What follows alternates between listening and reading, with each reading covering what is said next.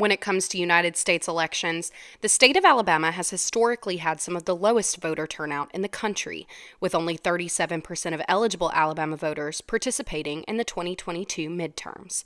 That places the state fifth from the bottom in terms of turnout. Being less than 2 weeks away from the 2024 presidential election, it calls into question why the state of Alabama has such a lack of voter turnout, and it seems there could be several reasons.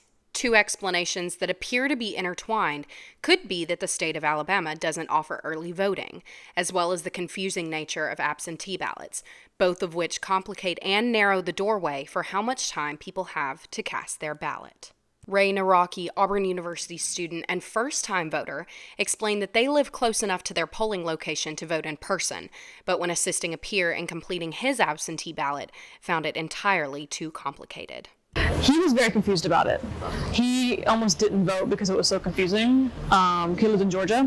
So I think it's just a lot of paperwork and information that just can be a lot confusing for a lot of people, especially young people who don't always have the time to fill out that kind of stuff. Dr. Mitchell Brown works with the National Association of Elected Officials and is a professor at Auburn University.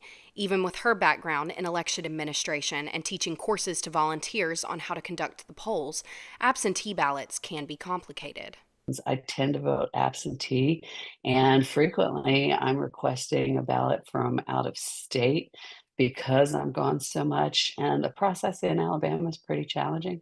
Like, this is what I do all the time, and I still struggle every time I have to request an absentee ballot.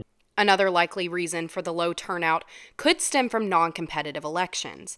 With Alabama being known for its consistent red wave, Alabamians feel as if their vote will either fall in with a large crowd or be vastly overshadowed. Probably more important factors, though, are things like the fact that party competition in this state is pretty low. And so as a consequence, without party competition, most people do not turn out to vote, and they're just voting for one candidate from one party. And so a little bit of competition would probably increase voter turnout dramatically.